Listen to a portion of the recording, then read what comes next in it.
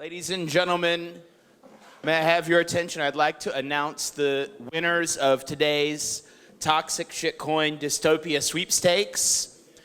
Please, quiet in the room. I have to get out the provably fair random list that I've assembled. If anyone would like to check it, just put the hash 8526-8425-8521. And the first name winner of today's Shitcoin Dystopia sweepstakes is BTC Socialist. Is he in the house? You have to be present to claim the prize. BTC Socialist, where are you? Okay, well, someone get him because he's going to miss his prize. And the second winner of the totally provably fair random toxic is not Mike Patel. Roxana, where is she? Somehow randomly I'm choosing people that are not in the room. Get her, she's gonna win something. Hurry up, she won. Okay, hold on, let me check the provably fair thing. Wasim! Yeah, step right on up, claim your prize. Yes, you must step forward to claim your prize. And Renegade Investor. Woo! All right, come on up, run up fast, hurry up, claim your prize. BTC Socialist in the house. Okay, we've got the three people. Okay, your prize is a seat on the panel. Please sit down. Oh, it's not that bad. Okay, today's panel game show is called... Quiet on the panel, please, or you'll lose. Toxic, Shitcoin, or Dystopia. Contestants, it's your job when it's your turn to pick either Toxic, Shitcoin, or Dystopia. Roxanne, you're first. Dystopia. Ladies and gentlemen, are you ready? Don't answer that. If an electromagnetic pulse attack hit us and you had to choose one thing to take with you, what would you take? A, knife. B, treasure. C, bottle of water. And why? I'd take a bottle of water. Why? Because I don't like to die thirsty. Okay. Renegade? That's the weirdest question I've ever been asked in Bitcoin. I'll take the water as well. It's always good to have some water. Okay. Especially if a hangover. Okay. Yeah, water's nice. Obviously, it's a good answer. But yeah, water. I think water. But I was trying to grab some stuff on the way out. So I'm going to be a contrarian here, and I'm going to take the Trezor, because I think I can trade that for quite a bit of water. But I may have to do some product evangelism in the kind of post-apocalyptic. You want to be on the contest too? It depends on your time preference. So my time preference is very long, so I can go without water for weeks. Oh, come on. I would take the knife. Everyone knows that Mormons are well-stocked centers of water, food, and other supplies, and all you need to shop there is a knife. When you've run out of water, me and my knife will be riding high across the continent with a bevy of food and other supplies. In fact, I could even get another knife. Okay, you want to sit at the end? No. Okay, well, don't come over here again, okay? Only if I'm the returning champion. Okay, I get both mics. You think so? Yeah. Okay, good. So, Renegade Investor. Toxic, Shitcoin, or Dystopia? No. You have to choose toxic or shitcoin. Toxic or shitcoin. Toxic. Ladies and gentlemen, drum roll, please. Okay, stop. Boom. The first person to popularize the phrase Bitcoin maximalism was John McAfee, Chris DeRose, Luke Dash Jr., Vitalik, or Charlie Lee, renegade investor, testing your knowledge. Dun, dun, dun. Charlie Lee. BTC Socialist. That was Vitalik. Win! 5,000 shitcoins rained upon you. Airdrop. Whoa, whoa. So, okay, follow-up question. Wasim, what would you call the equivalent of a Bitcoin maximalist, but an Ethereum maximalist? What would you call that, and does it exist, and what do we call them? Ethereum maximalist? Yeah, it does exist. They exist out in the wild. You can find them in their natural habitat on Twitter. They're increasing in number. Some people have used analogies to feral hogs to try and incite local jurisdictions to take action. So what would you call them? I don't know, maybe the F-heads? F-heads? Okay, we have one answer, F-heads. Thomas, Mad Bitcoins? You call them hopheads because they're always high on ether. They're always puffing their own supply. Ether's real, look it up. Roxanne? Please. Didn't all the ICOs? Something with ICOs? What do you call Ethereum maximalist? What's the name? An ICO.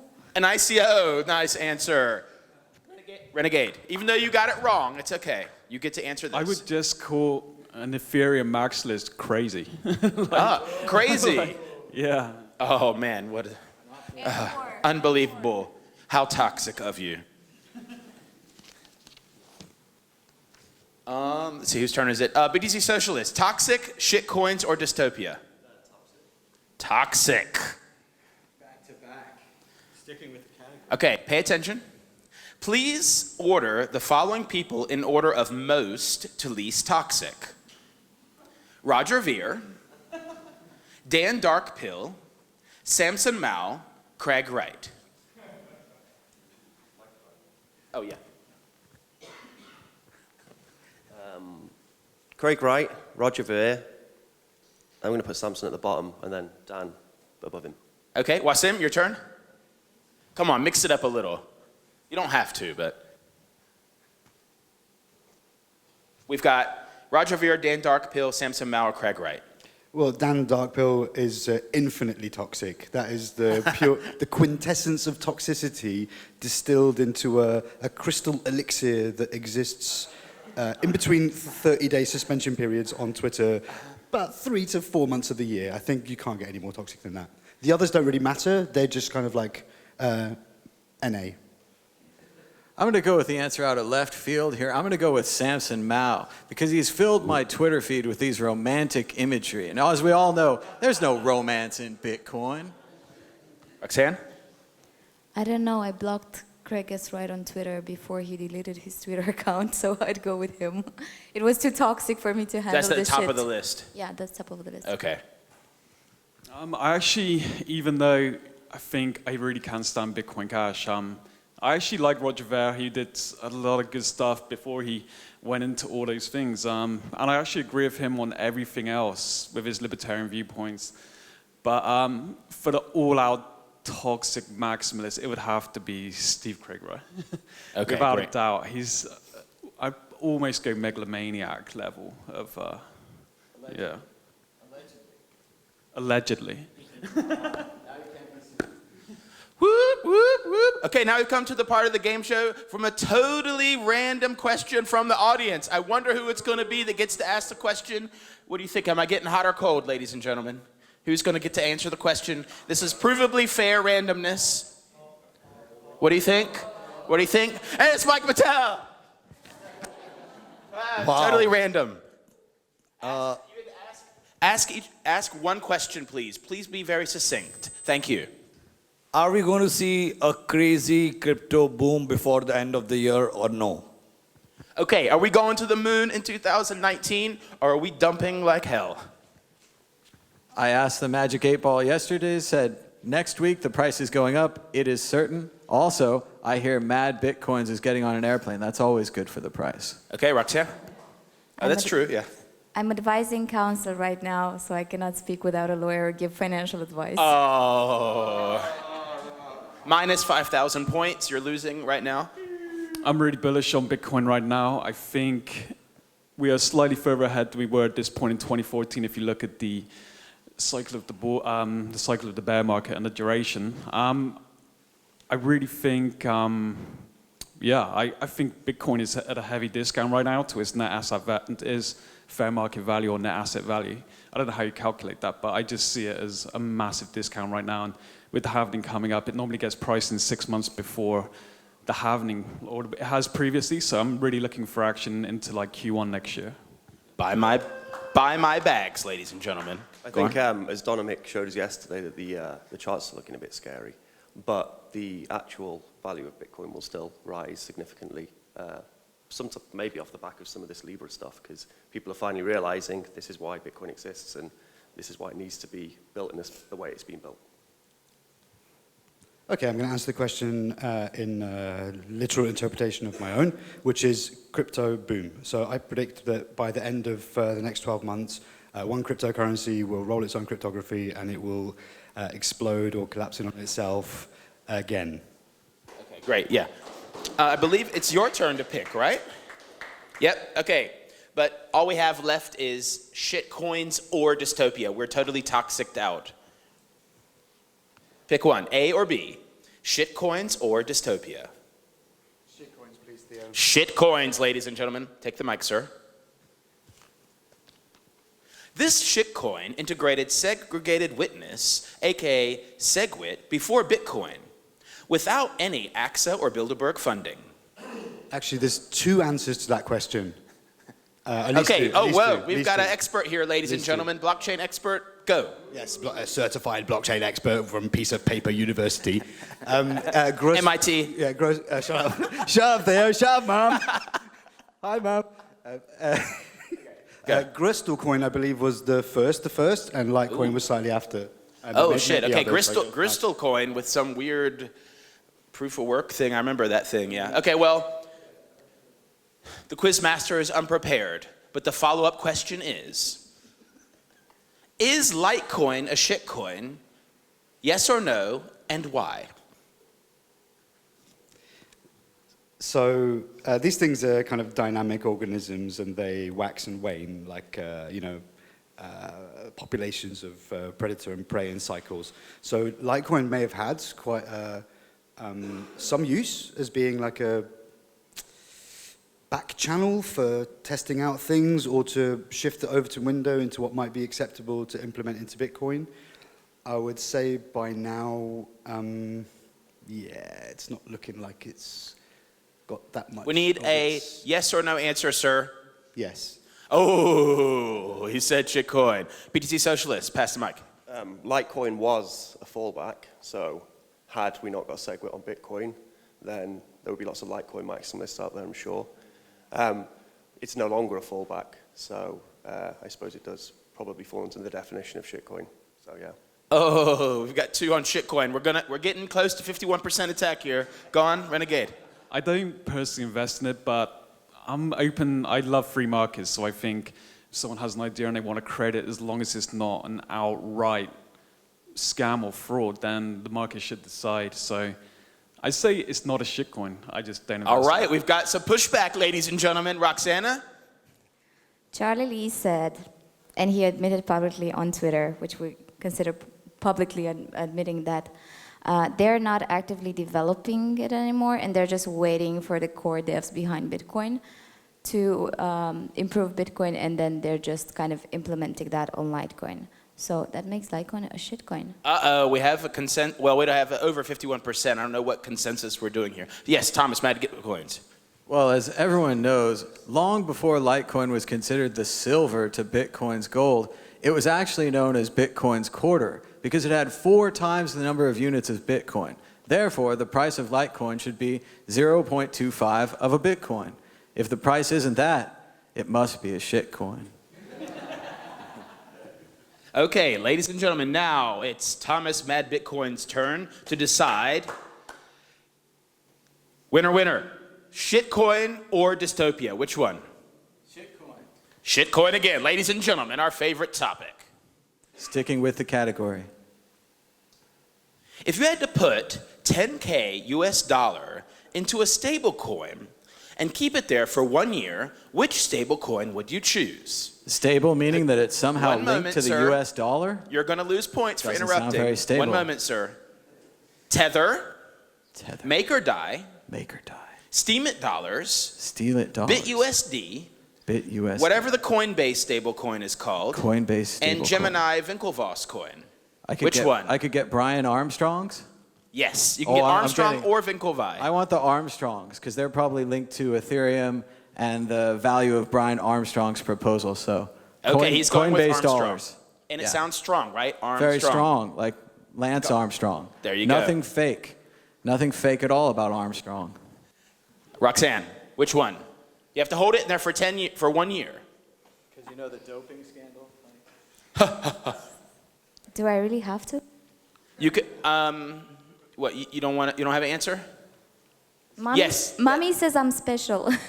Oh, mommy said, okay, you get a trophy too, okay? Okay. Okay. No, if You can pass if it. I had to pick one, it would be Gemini. Never Tether. Oh, Winklevoss, rowers. Go. Was Libra a choice? Okay, so we have Tether, everyone's favorite.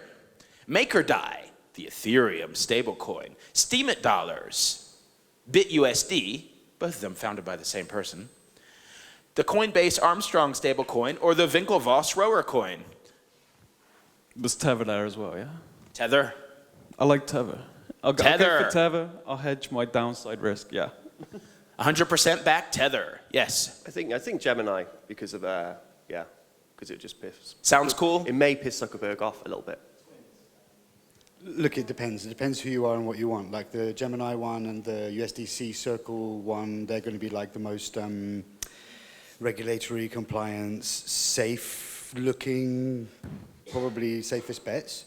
But then you may have other wants, needs, and desires. And then, you know, Tether is across quite a few different networks now, permissionless and permission networks. Somebody said something about Tether on Lightning, Tether on Liquid.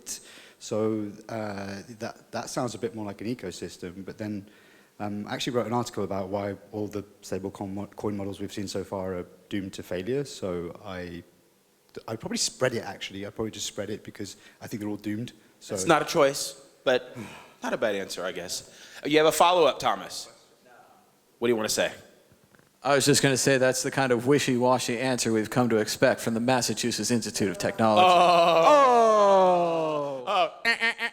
Air horn. Okay. Okay, Roxanne? Actually, unfortunately, there's only a dystopian question left, but you'll be the first one to get to answer. Are you ready? Born ready.